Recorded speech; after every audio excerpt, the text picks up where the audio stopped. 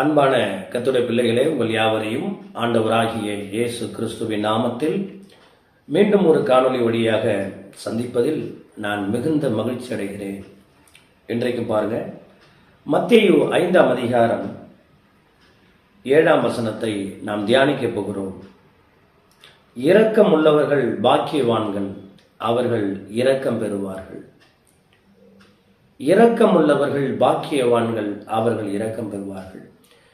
நம்முடைய ஆண்டவராகிய இயேசு கிறிஸ்து இந்த பூமியில் இருந்த நாட்களில் எண்ண முடியாத பரலோக தேசத்தின் ரகசியங்களையும் பரிசுத்த வேதாகமத்தின் சத்தியங்களையும் ஆழமான போதனைகளையும் நமக்கு அருளினார். இந்த ஆழமான போதனைகளினாலும் சத்திய வசனங்களினாலும் நாம் நம்முடைய இந்த பூமிக்குரிய வாழ்க்கையையும் அது மாத்திரமல்லாமல் இந்த பூமியில் நாம் சந்திக்கிற சவால்களையும் சந்தித்து வெற்றி அடைந்து வாழ அவைகள் நமக்கு மிகுந்த உதவியாக அமையும். அந்த வகையில் ஆண்டவராகிய இயேசு கிறிஸ்து மலை சொற்பொழிவு என்று அழைக்கப்படுகிற இந்த மலை பிரசங்கத்தில் அநேக காரியங்களை நமக்கு சொல்லியிருக்கிறாரு. இன்றைய தினத்தில் இரக்கம் உள்ளவர்கள் பாக்கியவான்கள், அவர்கள் இரக்கம் பெறுவார்கள் என்ற வசனத்தை நாம் தியானிக்க போகிறோம். இரக்கம் என்பது அது தேவனுடைய குணாதிசயம். இரக்கம், கருணை, காருண்யம், தயவு, பேரன்பு, இது எல்லாமே தேவனுடைய சுபாவங்கள், தேவனுடைய குணாதிசயங்கள். இவைகளை நாம் பெற்றுக்கொள்ளும் பொழுது நாம் தேவனுடைய சந்ததிகளாக, தேவனுடைய வாரிசுகளாக, தேவனுடைய சீடர்களாக, தேவனுடைய பிள்ளைகளாக வாழ்ந்து தேவனுக்கு நாம் மகிமையை கொண்டு வர முடியும். பாருங்க, அன்னை தெரசா என்கிற ஒரு அற்புதமான ஒரு பக்தர், உங்களுக்கு எல்லாருக்கும் தெரியும். ஒரு அருமையான தாயார். யுகோஸ்லோவேகியா என்கிற ஒரு நாட்டில் பிறந்து இந்திய தேசத்தில் வாழ்ந்த விதவைகளுக்காக, குஷ்டரோகிகளுக்காக, கைவிடப்பட்டவர்களுக்காக, வியாதிஸ்தர்களுக்காக, துரத்தப்பட்டவர்களுக்காக, ஆதரவற்றவர்களுக்காக இவர்கள் அரும்பாடுபட்டு இந்திய தேசத்தில் அநேக விளிம்பு நிலை மக்களை கரை சேர்த்தார்கள். பாருங்க, அவங்க உயிரோடு இருக்கும் பொழுது அருமையான ஒரு ஸ்டேட்மெண்ட் ஒன்று நமக்கு சொன்னாங்க. இரக்கத்தான் பிறந்திருக்கிறோம், அதுவரையில் இரக்கத்தோடு வாழ்வோம் என்று சொன்னாங்க. அவங்க பாருங்க, திருமணமே செய்து கொள்ளாமல் இந்திய தேசத்தின் விளிம்பு நிலை மக்களுக்காக, இந்திய தேசத்தின் தேவையுள்ள மக்களுக்காக அவர்கள் வாழ்ந்து நமக்காகவே அவர்கள் இறைவனடி சேர்ந்திருக்கிறார்கள். பாருங்க, இரக்கம் என்பது மிகவும் அவசியம். இன்றைக்கு நவநாகரிக காலத்துல எல்லாமே வளர்ந்துருச்சு, விஞ்ஞானம் வளர்ந்துருச்சு, மனிதன் பயன்படுத்துகிற சாதனங்கள் வளர்ந்து போயிடுச்சு. ஆனா மனிதனுக்குள்ள இந்த இரக்கமும் தயவும் அன்பும் உதவி செய்கிற மனப்பான்மையை மாத்திரம் இன்னும் வளராமல் இருப்பது அது வேதனைக்குரியவைகளாக இருக்கிறது. இரக்கம் உள்ளவர்கள் பாக்கியவான்கள் என்று நாம் சொல்லும் பொழுது பாருங்க, அற்புதமான ஒரு காரியம் எனக்கு ஞாபகம் வருது. டாக்டர் பில்லி கிரஹாம் என்று சொல்லப்படுகிற ஒரு மாபெரும் சுவிசேஷகர். இந்த உலகத்திலே மிகப்பெரிய பதவி அப்படின்னா அது அமெரிக்க ஜனாதிபதி பதவி தான். அந்த அமெரிக்க ஜனாதிபதி பதவியை எத்தனையோ முறை டாக்டர் பில்லி கிரஹாமை தேடி வந்தது. பாருங்க, இந்த டாக்டர் பில்லி கிரஹாம் அவர் சொன்னாரு, யாராவது பெரிய வேலையிலிருந்து சின்ன வேலைக்கு வருவானான்னு கேட்டார். அதாவது என்ன, தேவனுடைய ஊழியக்காரன், கர்த்தருடைய ஊழியக்காரன் அல்லது பரலோக தேவனுடைய அம்பாசிடர், தூதுவர் என்கிற ஒரு போஸ்டிங்கை விட அமெரிக்க ஜனாதிபதி போஸ்டிங் ஒன்றும் பெருசு கிடையாது அப்படின்னு டாக்டர் பில்லி கிரஹாம் சொன்னார். இந்த நாம் வாழ்ந்த நூற்றாண்டுகளிலேயே மிக சிறந்த ஊழியர்களில் இந்த டாக்டர் பில்லி கிரஹாம் ஒருவர். அவர் தன் வாழ்நாளில் 21 கோடி பேருக்கு ஊழியம் செய்ததாக கருத்து கணிப்புகள் சொல்லப்படுகிறது. இவ்வளவு மகா பெரிய தேவனுடைய ஊழியர் அவர் ஒரு முறை ஒரு வார்த்தையை சொல்லுகிறார். என்ன சொல்றார் அப்படின்னா, நான் எல்லா தேசங்களிலும் ஊழியம் செய்திருக்கிறேன், பல கோடி மக்களுக்கு சுவிசேஷம் அறிவித்திருக்கிறேன், இப்படி நான் சொல்றதுனால நான் பரலோகம் போயிட மாட்டேன். அந்த சிலுவையில் தொங்கின கல்லனை போல ஆண்டவரே உங்களுடைய ராஜ்யத்தில் வரும்பொழுது என்னை நினைத்து கொள்ளும் என்று சொல்லும் பொழுது அப்பொழுதுதான் நான் பரலோகத்திற்கு தகுதி உள்ளவனாய் மாறுகிறேன் என்று டாக்டர் பில்லி கிரஹாம் சொன்னார். அன்பு தேவனுடைய பிள்ளைகளை, இந்த பூமியில் நாம் வாழும்போது தேவன் எப்படி இரக்கம் உள்ளவராக, தேவன் எப்படி கருணை உள்ளவராக, தேவன் எப்படி கிருபை உள்ளவராக வாழ்ந்தாரோ அப்படியே நாமும் அப்படியே இருக்க வேண்டும். உங்கள் பிதா பூரண சர்க்குணராய் இருக்கிறது போல, உங்கள் பிதா இரக்கம் உள்ளவராய் இருக்கிறது போல நீங்களும் இரக்கம் உள்ளவர்களாய் இருங்கள் என்று நம்முடைய ஆண்டவர் விரும்புகிறார். உங்களுக்கு சுட்டிக்காட்ட விரும்புகிறேன். லூக்கா 10ஆம் அதிகாரம் 25ஆம் வசனத்திலிருந்து கிட்டத்தட்ட 37ஆம் வசனம் வரைக்கும் நீங்க 12 வசனங்களை வாசிப்பீர்களானால் அங்க நல்ல சமாரியன் ஓமையை நீங்கள் பார்க்க முடியும். அங்க இருக்கிற வசனங்களை நான் உங்களுக்கு சீக்கிரமா வாசிக்கிறேன். அப்பொழுது நியாய சாஸ்திரி ஒருவன் எழுந்திருந்து அவரை சோதிக்கும்படி, போதகரே, நித்திய ஜீவனை சுதந்திரித்துக் கொள்ளும்படிக்கு நான் என்ன செய்ய வேண்டும் என்று கேட்டான். அதற்கு இயேசு, நியாய பிரமாணத்தில் என்ன எழுதியிருக்கிறது, நீங்க வாசித்திருக்கிறது என்ன என்றார். அவன் பிரதியுத்தரமாக, உன் தேவனாகிய கர்த்தரிடத்தில் உன் முழு இருதயத்தோடும், உன் முழு ஆத்துமாவோடும், உன் முழு பலத்தோடும், உன் முழு சிந்தையோடும் அன்பு கூர்ந்து, உன்னிடத்தில் நீ அன்பு கூறுவது போல பிறனிடத்திலும் அன்பு கூறுவாயாக என்று எழுதியிருக்கிறது என்றான். அதற்கு அவர் அவனை நோக்கி, நிதானமாய் உத்தரவு சொன்னாய், அப்படியே செய், அப்பொழுது பிழைப்பாய் என்றார். இப்பதான் முக்கியமான காரியத்தை நீங்க கவனிக்கணும். அவன் தன்னை நீதிமான் என்று காண்பிக்க மனதாய் இயேசுவை நோக்கி, எனக்கு பிறன் யார் என்று கேட்டான். இயேசு பிரதியுத்தரமாக, ஒரு மனுஷன் எருசலேமிலிருந்து எரிகோவுக்கு போகையில் கள்ளர் கையில் அகப்பட்டான். அவன் வஸ்திரங்களை உரிந்து கொண்டு அவனை காயப்படுத்தி குற்றுயிராக விட்டு போனார்கள். அப்பொழுது தற்செயலாய் ஒரு ஆசாரியன் அந்த வழியே வந்து அவனை கண்டு பக்கமாய் விலகி போனான். அந்தபடியே ஒரு லேவியனும் அந்த இடத்துக்கு வந்து அவனை கண்டு பக்கமாய் விலகி போனான். பின்பு சமாரியன் ஒருவன் பிரயாணமாய் வருகையில் அவனை கண்டு மனதுருகி கிட்ட வந்து அவனுடைய காயங்களில் எண்ணெயும் திராட்சை ரசமும் வார்த்து காயங்களை கட்டி அவனை தன் சுய வாகனத்தின் மேல் ஏற்றி சத்திரத்துக்கு கொண்டு போய் பராமரித்தான். அவனை மறுநாளிலே தான் புறப்படும் போது 2 பணத்தை எடுத்து சத்திரத்தான் கையில் கொடுத்து, நீ இவனை விசாரித்துக்கொள், அதிகமாய் ஏதாயிலும் இவனுக்கு செலவழிந்தால் நான் திரும்பி வரும்போது அதை உனக்கு தருவேன் என்றான். இப்படி இருக்க பாருங்க, இப்படி இருக்க கள்ளர் கையில் அகப்பட்டவனுக்கு இந்த 3 பேரில் எவன் பிறனா இருந்தான், உனக்கு எப்படி தோன்றுகிறது என்றார். அதற்கு அவன், அவனுக்கு இரக்கம் செய்தவனே என்றான். அப்பொழுது இயேசு, நீயும் போய் அப்படியே செய் என்றார். இன்றைக்கு நிறைய பேர் இந்த நல்ல சமாரியனை மட்டுமே பேசிடுவாங்க. ஆக்சுவலி ஆண்டவராகிய இயேசு கிறிஸ்து எங்கெல்லாம் ஓமையை சொன்னாரோ, எங்கெல்லாம் பேரபிளை சொன்னாரோ, அதற்கு முன்னாடி அவரை யாராவது ஒருத்தவங்க கேள்வி கேட்டிருப்பாங்க. இயேசு அந்த கேள்விக்கு தான் ஓமையாக பதிலை அளித்திருப்பார். மேலும் கேள்வி கேட்டவர்களையும் இயேசுவும் கேள்வி கேட்டிருப்பார். இதுதான் ஒரு நியாய சாஸ்திரி வந்து ஆண்டவரை சோதிக்க வரான். ஆண்டவரை சோதிக்க வந்து, ஆண்டவரே, நித்திய ஜீவனை சுதந்திரித்துக் கொள்ள நான் என்ன செய்ய வேண்டும் என்றார். அதற்கு ஆண்டவர் சொன்னார், சரிப்பா, நீ நியாய பிரமாணத்தில் என்ன வாசித்திருக்கிற, என்ன எழுதியிருக்கிறதுன்னு கேட்டார். What is the main commandments in law அப்படின்னு கேட்டார். அதற்கு இவன் நியாய சாஸ்திரியா இருக்கிறதுனால யூதர்கள் இஸ்ரவேலர்கள் எல்லாருக்கும் அது அறியும். உன் தேவனாகிய கர்த்தரிடத்தில் உன் முழு இருதயத்தோடும், முழு பலத்தோடும், முழு ஆத்துமாவோடும், முழு சிந்தையோடும் அன்பு கூர்ந்து, உன்னிடத்தில் நீ அன்பு கூறுவது போல பிறனிடத்திலும் அன்பு கூறுவாயாக. இதுதான் பிரதானமான கற்பனையாக இருக்கிறதுன்னு பதில் சொல்லிட்டான். உடனே மறுபடியும் பாருங்க, ஆண்டவர் சொல்றாரு, நீ அப்படியே போய் செய்வோம், தேவனிடத்தில் அன்பு கூறுன்றார். இதோட அந்த நியாய சாஸ்திரி திருப்தி அடையல. தன்னை நீதிமானாய் காண்பிக்க விரும்புகிறான், தன்னை ஒரு பெரியவனாய் காண்பிக்க விரும்புகிறான். அத்தனை பேரும் கூடியிருந்த கூட்டத்தில் தன்னை பெரியவனாக காண்பிக்க முயற்சித்து, ஆண்டவரே, போதகரே, எனக்கு பிறன் யார்? இந்த பிறன் என்கிற வார்த்தைக்கே தமிழ்ல என்ன வார்த்தை சொல்லலாம் அப்படின்னா, அயலகத்தார்னு சொல்லலாம். அப்படி இல்லைன்னா, என்மேல் அக்கறை உள்ளவர் யார், என்மேல் கரிசனை உள்ளவர் யார்? எனக்கு ஒரு துன்பம் ஏற்படும் பொழுது, எனக்கு ஒரு துயரம் ஏற்படும் பொழுது, எனக்கு ஒரு நெருக்கமும் இன்னல்களும் ஏற்படும் பொழுது அது தனக்கே ஏற்பட்டது போல உணர்ந்து எனக்கு உதவி செய்பவன் யார் என்பதுதான் அதனுடைய பொருள். Who is my neighbor? Who has concern over me? Who is carrying me? இதுதான் அதனுடைய அர்த்தம். உடனே ஆண்டவர் பாருங்க, உடனே ஒரு ஓமையை சொல்றார். ஒரு மனுஷன் எருசலேமில் இருந்து எரிகோவுக்கு வரான்.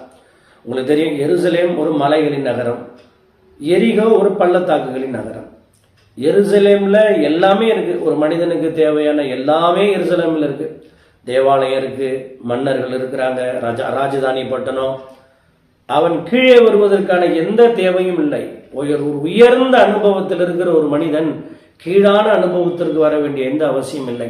ஆனாலும் ஏதோ ஒரு சூழ்நிலையில அவன் அப்படியே கீழே எரிகோவுக்கு வர வழியில கல்லர்கள் வழியிலே நின்று கொண்டு அப்படியே எப்படி வழியருகே விதைத்த விதைகளை பறவைகள் கொத்தி சென்றதோ அதே போல வழியருகே நின்று கொண்டிருக்கிறார்கள் கல்லர்கள். யார் வருவான்னு பார்த்தா இவன் வந்துட்டு இருக்கான். இவன் வஸ்திரங்களை உரிந்து கொண்டு அடித்தார்கள். நீங்க ஒரு திருட போறான்னா முதல்ல நம்மளை அடிச்சு போட்டுட்டு தான் எடுப்பான். ஆனா இங்க பாருங்க, வஸ்திரங்களை உரிந்து கொண்டு எடுத்துக்கிட்டு அடிச்சிருக்கான். பாருங்க, இது எதை காண்பிக்கிறது அப்படின்னா, இது ஒரு அவமானத்தை கொண்டு வருகிறது. வஸ்திரம் இல்லாத வாழ்க்கை அவமானத்தை கொண்டு வருகிற வாழ்க்கை. பிசாசும் அப்படிதான், நமக்குரியவர்களை எடுத்துக்கிட்டு தான் அவன் நம்மளை அவமானப்படுத்த விரும்புவான். ஏனெனில் யோவான் 10:10 திருடன் திருடவும் கொல்லவும் அழிக்கவும் வருகிறானே அன்றி வேறு ஒன்றுக்கும் வரான், நானோ ஜீவன் உண்டாயிருக்கவும் அந்த ஜீவன் பரிபூர்ணப்படவும் வந்தேன் என்று நம்முடைய ஆண்டவராகிய இயேசு கிறிஸ்து சொன்னார். அப்படி வருகிற வழியில அவனுடைய வஸ்திரங்களை உரிந்து கொண்டு அவனை குற்றுயிராக விட்டு போனார்கள். ரத்த வெள்ளத்துல மிதக்கிறான். அந்த வழியை பாருங்க, தற்செயலாய் ஒரு ஆசாரியன் வருகிறான், ஒரு பிரீஸ்ட் வராரு. யார் ஆசாரியன் அப்படின்னா, தேவனுடைய ஆசரிப்பு கூடாரத்துல நாடோறும் பரிசுத்த தலத்துல ஆராதனை செய்கிறவர், தேவ சமூகத்து அப்பங்களை ஆயத்தம் செய்கிறவர்னு வச்சுக்கோங்களேன். இன்னும் தேவனுடைய ஆலயத்துல அந்த குறிப்பா பரிசுத்த ஸ்தலத்துல நாடோறும் தேவனுக்கு ஊழியம் செய்கிற ஒரு மனிதர். இவருக்கு நியாய பிரமாணங்கள் தெரியும், சத்தியம் தெரியும், தேவன் என்றால் யாருன்னு தெரியும். எல்லாம் அறிந்தும் பாருங்க, ஒரு உயிருக்கு போராடி கொண்டிருக்கும் பொழுது அவனை போய் பக்கமா எட்டி பார்க்கிறான். அவன் ரத்த வெள்ளத்துல கடந்து பார்த்துட்டு அவன் கிட்ட போகாம பக்கமாய் விலகி போயிட்டான். அவனுக்கு எந்த விதமான உதவியும் செய்யலை. அந்த வழியை பாருங்க, ஒரு லேவியன் வருகிறான். யார் லேவியன்? தேவனுடைய ஆசரிப்பு கூறாடத்துல பலிபீட தண்டையில பணிபுரிகிறவன். அவனுக்கு ஊழியம் என்றால் என்னன்னு தெரியும், நியாயப்பிரமாணம்னா என்னன்னு தெரியும், உதவி செய்தல்னா என்னன்னு தெரியும், தேவன் என்றால் என்னன்னு தெரியும், சத்தியம் என்றாலும் என்னன்னு தெரியும். இவைகளும் தெரிந்தும் அவன் பாருங்க, ஒரு உயிருக்கு போராடி கொண்டிருப்பதை தூரத்திலே பார்த்து பக்கமாய் விலகி போய்விட்டான். இந்த ஆசாரியனும் இந்த லேவியனும் பக்கமாய் விலகி போனதற்கு ஒரு காரணம் உண்டு. நீங்க நியாயப்பிரமாணத்துல வாசிக்கும் பொழுது, ஒருவேளை நியாயப்பிரமாணத்தின் அடிப்படையில இவங்க போய் அந்த அடிப்பட்டவனை தொட்டு தூக்கி இருந்தார்கள், ஆனால் லேவியனோ ஆசாரியனோ தொட்டு தூக்கி இருந்தாங்கன்னா, ஒருவேளை அவன் மரித்திருந்தால் அன்றைக்கு மாலை வரையிலும் அவர்கள் தீட்டுள்ளவர்களாய் காணப்படுவார்கள். அன்றைக்கு தேவனுக்கு செய்ய வேண்டிய ஊழியங்களை அவர்கள் செய்ய முடியாமல் போய்விடும். இப்படியும் ஒரு காரணம் இருக்கிறது. லேவியனும் ஆசாரியனும் விலகி போவதற்கு, அவர்கள் ஒருவேளை அவன் மரித்திருந்தால் தான் தீட்டுள்ளவனாய் மாறி போய்விடுவோம், தேவனுடைய ஊழியத்தை தேவனுக்கு செய்ய வேண்டிய ஆராதனை முறைமைகளை செய்ய முடியாமல் போய்விடுமோ என்ற ஒரு அச்சம் அவர்களுக்கு இருந்திருக்கலாம். ஆனால் அதன் பிறகு அந்த வழியாய் ஒரு சமாரியன் வருகிறான். இந்த சமாரியன் யார்? சமாரியன் கலப்பினம் பண்ணப்பட்ட யூதர்களாக இருக்கலாம். இப்ப பாருங்க, இவர்களை போல சுத்தமான யூதர்கள் அல்ல. இந்த சமாரியனுக்கு நியாயப்பிரமாணம் இல்லை, இந்த சமாரியனுக்கு சத்தியம் எதுவும் தெரிய வாய்ப்பில்லை. இந்த சமாரியனுக்கு தேவனை பற்றிய அறிவு இருந்ததான்னு கூட நமக்கு தெரியாது. ஆனா தேவனை பற்றிய அறிவு இருக்கோ இல்லையோ, சத்தியம் தெரிகிறதோ இல்லையோ, அல்லது நியாயப்பிரமாணம் தெரிகிறதோ இல்லையோ, ஆனா இது எல்லாவற்றையும் விட அவன் உயிருக்கு போராடி கொண்டிருக்கிறான். தேவனுடைய சாயலாய் படைக்கப்பட்ட ஒருவன் துன்புறுகிறான், இன்னல்களை அனுபவிக்கிறான், வியாதியில் போராடி கொண்டிருக்கிறான், உயிருக்கு போராடி கொண்டிருக்கிறான். அவனுக்கு உதவி செய்கிறோம் என்கிற மாண்பு மனப்பான்மை அவனுக்கு இருந்தது. இதை பார்த்த உடனே அவனுடைய காயங்கள் எல்லாம் துடைத்து, ரத்தத்தை எல்லாம் துடைத்து, திராட்சை ரசம் பார்த்து, மருந்து வைத்து கட்டி, தன்னுடைய சுய வாகனத்தின் மேல, அது ஒரு மிருகமாகவும் இருக்கலாம், அல்லது ஒரு ரதமாகவும் இருக்கலாம், அல்லது ஒரு குதிரையா கூட ஏதோ ஒன்று சந்தைங்க இருக்கலாம், கோவேறு கழுதையோ அது ஒரு குதிரையோ இருக்கலாம். வாகனத்தின் மேல ஏற்றி கொண்டு போய் அவனை கொண்டு போய் சத்திரத்துல சேர்க்கிறான்.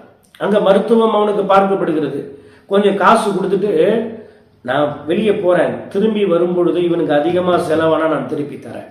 இப்ப இந்த ஸ்டோரியை ஆண்டவர் சொல்லி இந்த நியாயசாஸ்திரியை பார்த்து கேட்கிறார். ஆண்டவர் விளக்குவாருங்க. மறுபடியும் ஆண்டவர் ஒரு கேள்வி கேட்பார். இந்த உலகத்துல ஆண்டவர் கேள்வி கேட்க ஒருவராலும் முடியாது. ஏன்னா அவர் அனந்த ஞானம் உள்ளவர், அவர் மிகுந்த கிருபை உள்ளவர், அவர் மிகுந்த அறிவு உடையவர், அவர் ஞானத்தின் ஊற்று, the fountain of wisdom, the fountain of knowledge. ஆண்டவருக்கு ஆலோசனை சொல்லும் அளவுக்கு இந்த உலகத்தில் யாருமே கிடையாது.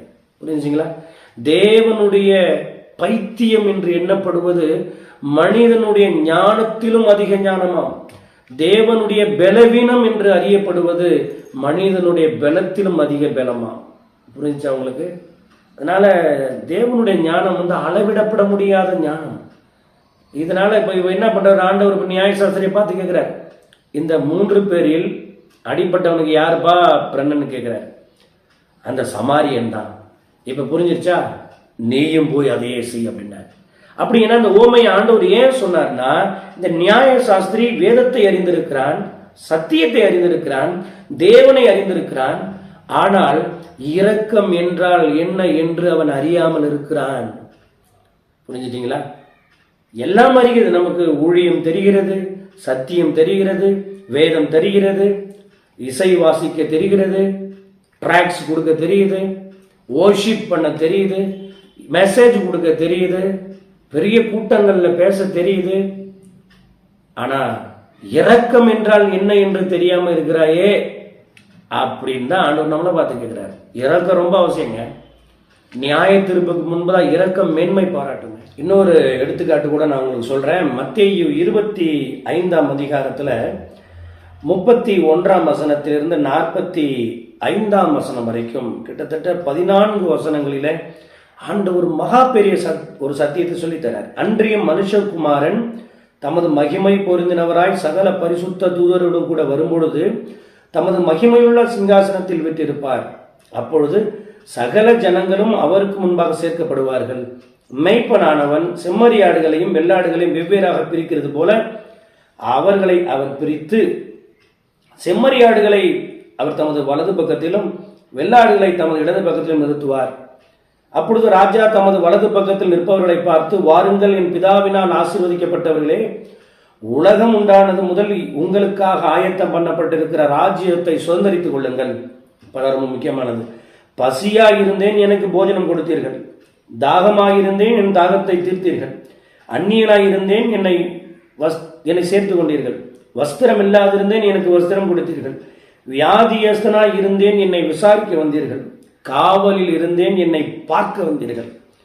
அப்பொழுது நீதிமான்கள் அவருக்கு பிரதி உத்தரமாக, ஆண்டவரே, நாங்கள் எப்பொழுது உம்மை பசி உள்ளவராக கண்டு உமக்கு போஜனம் கொடுத்தோம்? எப்பொழுது உம்மை தாகம் உள்ளவராக கண்டு உம்முடைய தாகத்தை தீர்த்தோம்? எப்பொழுது உம்மை அந்நியராக கண்டு உம்மை சேர்த்து கொண்டோம்? எப்பொழுது வஸ்திரம் இல்லாதவராக கண்டு உமக்கு வஸ்திரம் கொடுத்தோம்? எப்பொழுது உம்மை வியாதி உள்ளவராக கண்டு காவலில் இருக்கிறவராகவும் கண்டு உம்மிடத்தில் வந்தோம் என்பார்கள். அதற்கு ராஜா, மிகவும் சிறியவராகி என் சகோதரரான இவர்களில் ஒருவனுக்கு நீங்கள் எதை செய்தீர்களோ அதை எனக்கே செய்தீர்கள் என்று மெய்யாகவே மெய்யாகவே உங்களுக்கு சொல்லுகிறேன் என்றார். அதோட நிற்கல. அப்பொழுது இடது பக்கத்தில் நிற்பவர்களை பார்த்து சொல்றாரு, சபிக்கப்பட்டவர்களே, என்னை விட்டு பிசாசுக்காகவும் அவன் தூதர்களுக்காகவும் ஆயத்தம் பண்ணப்பட்டிருக்கிற நித்திய அக்கினியிலே போங்கள் என்று சொல்லுவார். பசியாய் இருந்தேன், நீங்கள் எனக்கு போஜனம் கொடுக்கவில்லை. தாகமாய் இருந்தேன், நீங்கள் தாகத்தை தீர்க்கவில்லை. அந்நியனாய் இருந்தேன், நீங்கள் என்னை சேர்த்துக் கொள்ளவில்லை. வஸ்திரம் இல்லாதிருந்தேன், நீங்கள் எனக்கு வஸ்திரம் கொடுக்கவில்லை. வியாதி உள்ளவராயும் காவலில் அடைக்கப்பட்டவனாயும் இருந்தேன், நீங்கள் என்னை விசாரிக்க வரவில்லை. அப்பொழுது அவர்களும் அவருக்கு பிரதி உத்தரமாக, ஆண்டவரே, உம்மை பசி உள்ளவராகவும் தாகம் உள்ளவராகவும் அந்நியராகவும் வஸ்திரம் இல்லாதவராகவும் வியாதிப்பட்டவராகவும் காவலில் அடைக்கப்பட்டவராகவும் நாங்கள் எப்பொழுது கண்டு உமக்கு உதவி செய்யாதிருந்தோம் என்பார்கள். அப்பொழுது அவர் அவர்களுக்கு பிரதியுத்தரமாக, மிகவும் சிறியவர்களாகிய இவர்களில் ஒருவனுக்கு நீங்கள் எதை செய்தீர்களோ அதை எனக்கே செய்தீர்கள் என்று மெய்யாகவே உங்களுக்கு சொல்லுகிறேன் என்றார். பார்த்தீங்களா? இது ஜட்ஜ்மெண்ட் தாங்க.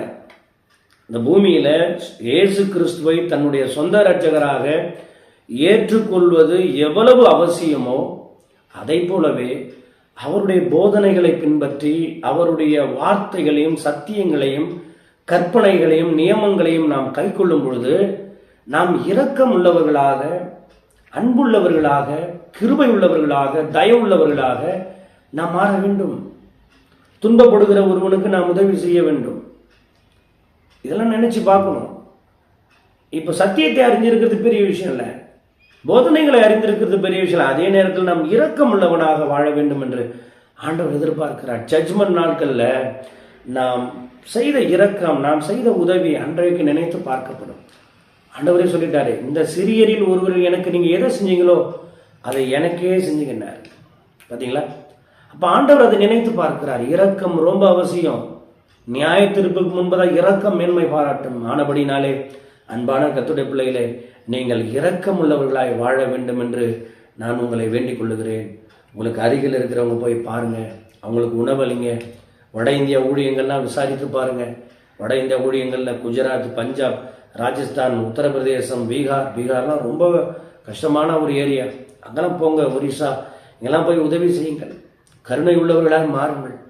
நிச்சயமே ஆண்டவர் உங்களை ஆசீர்வதிப்பார். ஜெபம் பண்ணுவோமா? அன்பின் பரலோக பிதாவே, நல்ல காலை வேளையில் மத்தேயு 5ஆம் அதிகாரத்தில் சொல்லப்பட்டது போலவே இரக்கம் உள்ளவர்கள் பாக்கியவான்கள், அவர்கள் இரக்கம் பெறுவார்கள் என்ற வசனத்தின் நிமித்தம் ஆண்டவரே, நாங்கள் உம்மை போலவே இந்த உலகத்தில் வாழ்ந்து இரக்க சுபாவம் உடையவர்களாய் அநேகருக்கு உதவுகிறவர்களாய் மாற கர்த்தர் எங்களை அப்படிப்பட்டவர்களாய் மாற்றும். எங்கள் கைகளை ஆண்டவரை நீர் திடப்படுத்தும்படிக்காய் ஜெபிக்கிறோம். தொடர்ந்து உங்கள் பிள்ளைகள் எல்லாரையும் ஆசீர்வதியும். இயேசு கிறிஸ்துவின் நல்ல நாமத்தில் பிதாவே, ஆமென். இந்த செய்தி உங்களுக்கு ஆசீர்வாதமாக இருந்ததுன்னா இங்கே இந்த சேனலை, இந்த யூடியூபை சப்ஸ்கிரைப் பண்ணும்படி அன்போடு கேட்டுக்கொள்கிறேன். கர்த்தர் உங்களை ஆசீர்வதிப்பார்.